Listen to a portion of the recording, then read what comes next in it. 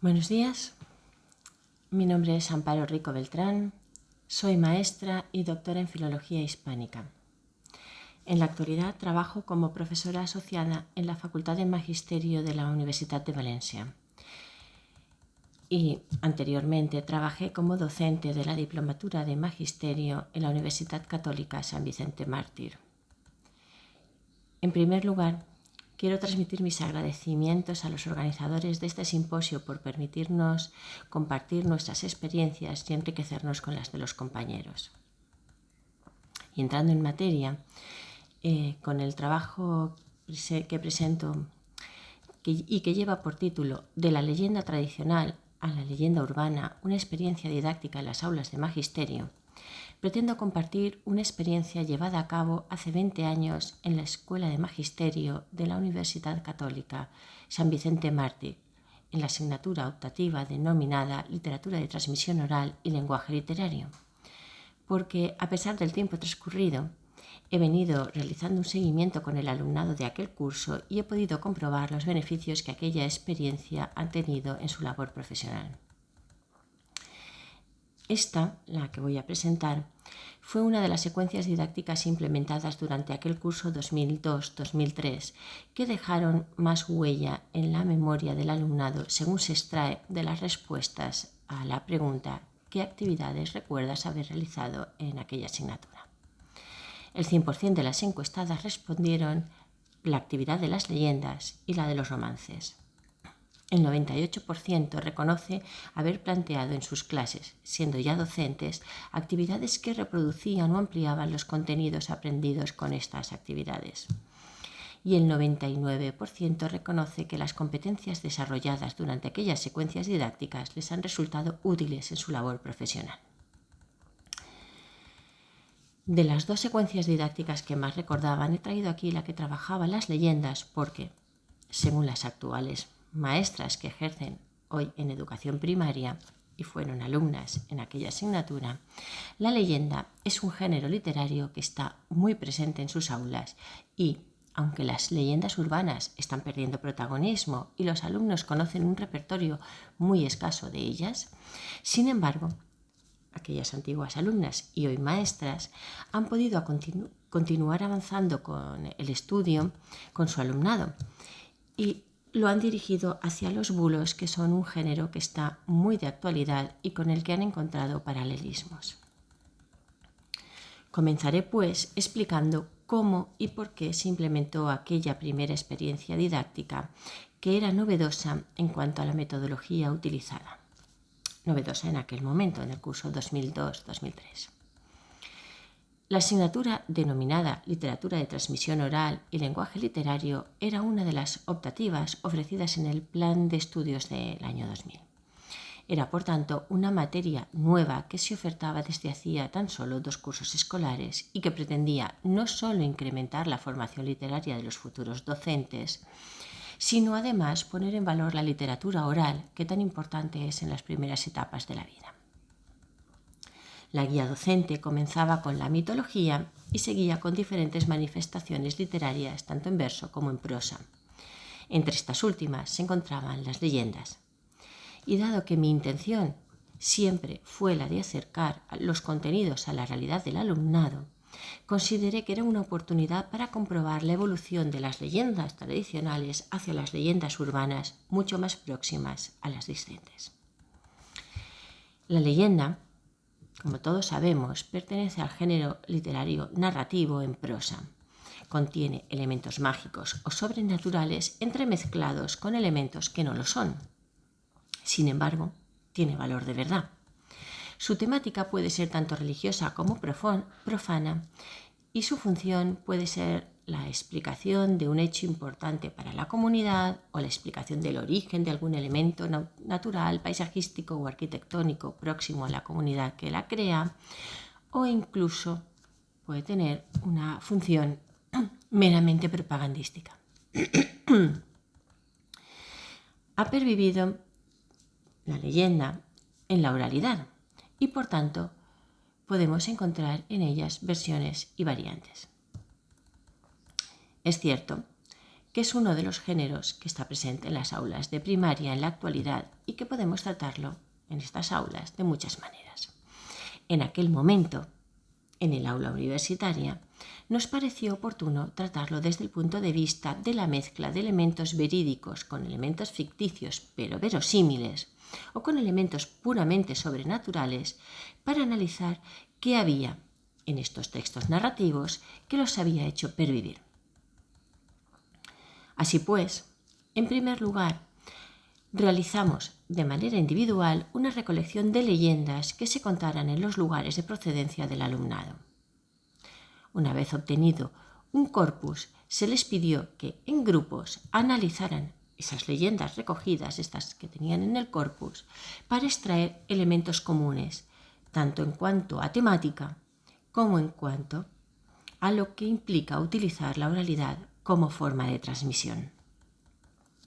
Una vez finalizado este trabajo, se volvió a pedir al alumnado la realización de un corpus de leyendas urbanas para posteriormente solicitar que las analizara de la misma manera que había analizado el corpus de leyendas tradicionales y así después comparar ambos análisis y establecer los puntos en común y las reglas que cumplían ambos subgéneros, leyendas tradicionales y leyendas urbanas. Pretendíamos averiguar si podíamos considerar las leyendas urbanas como una continuación de las leyendas tradicionales. Una vez conseguido este objetivo, el siguiente paso era comprender el proceso que había permitido su difusión y supervivencia y qué elementos les conferían este valor de verdad. Para comprobar si nuestro análisis había resultado certero, pasamos a la siguiente fase, que además serviría de evaluación. Los mismos grupos que habían realizado la investigación debían inventar 2 historias a modo de leyenda urbana que cumplieran con los requisitos que habían establecido como básicos en el estadio anterior. Cada grupo creó pues 2 historias y las compartió con el gran grupo que las evaluó. Posteriormente se realizó una votación para determinar cuáles eran las 3 mejores futuras leyendas urbanas. De las 3 ganadoras se escogió 2 que el gran grupo pulió hasta conseguir lo que consideró como leyendas urbanas perfectas, y la tercera se dejó tal y como estaba. Una vez finalizado el proceso creativo, se pasó a la siguiente fase, que consistía en divulgarlas tal y como se realiza en la tradición oral, esto es, contándola tras un «me han contado que» o «un amigo me ha dicho que su primo o su mejor amiga o quien fuera ha visto que», y dándoles valor de verdad. En ocasiones se realizaba forzando la difusión, es decir, sin que mediara ningún pretexto para la narración, directamente con «¿sabes lo que me han contado?». En otras se preparaba el terreno cuando un grupo de ellas, de las alumnas, hablaré en femenino porque era absoluta mayoría, sino en la absoluta mayoría, un 99% de ellos eran mujeres. Entonces, cuando un grupo de ellas comenzaba a contar leyendas urbanas que todos los presentes más o menos conocían o habían oído nombrar, intercalando algunas de las 3 que se pretendía difundir. En otras ocasiones se forzaba de otras maneras. Dado que la asignatura era una optativa, resultaba bastante fácil iniciar esta difusión en los grupos de las asignaturas troncales o de otras optativas. Por tanto, el alumnado tenía a su disposición un gran número de compañeras y compañeros con quienes iniciar esa difusión. Por último, solo hubo que esperar para comprobar si había o no retorno y en qué condiciones. Lo hubo. Las 2 composiciones pulidas retornaron.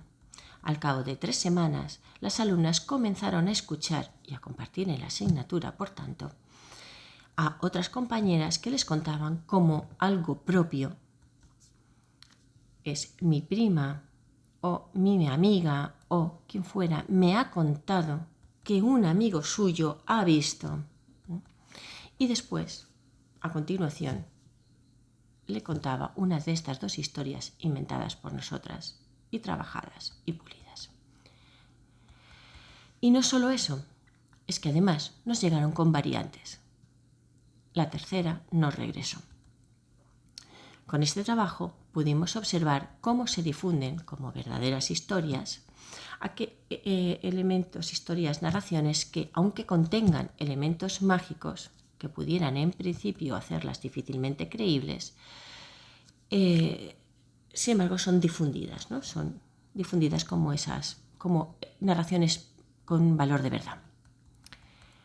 Una de ellas, en principio, tenía elementos que la hacían difícilmente creíbles porque trataba de un niño muerto en extrañas circunstancias en un pozo cuyo llanto aún podía escucharse por las noches. Cuando esta historia en concreto regresó, lo hizo con una localización espacial, es decir, la población en la que se hallaba el pozo, y temporal. Solo se oía al niño en las noches sin luna. Y que estas localizaciones en principio no habían sido previstas por el grupo cuando se comenzó la difusión. Como puede deducirse de lo anteriormente expuesto, la metodología empleada en el aula fomentaba el pensamiento crítico, la motivación y la cooperación grupal. Utilizamos un aprendizaje basado en la resolución de problemas y un aprendizaje basado en proyectos, poniendo al alumnado universitario en el centro de su propio aprendizaje y permitiéndole la adquisición de habilidades comunicativas, de trabajo colaborativo y de resolución de problemas que, además de facilitarles el aprendizaje de una manera lúdica, les permitió realizar una investigación cuyos resultados pudieron observar tanto a corto como a largo plazo, lo que les permitió después tener competencias para iniciar otras investigaciones en otros niveles.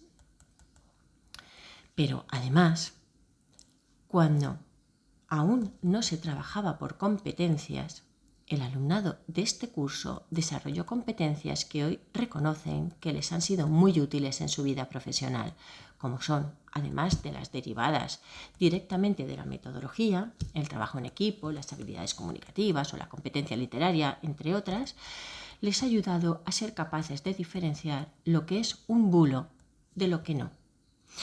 A poder trabajar esto en el aula para que sus alumnos también puedan distinguirlos, lo que les va a permitir desarrollar la competencia cívica.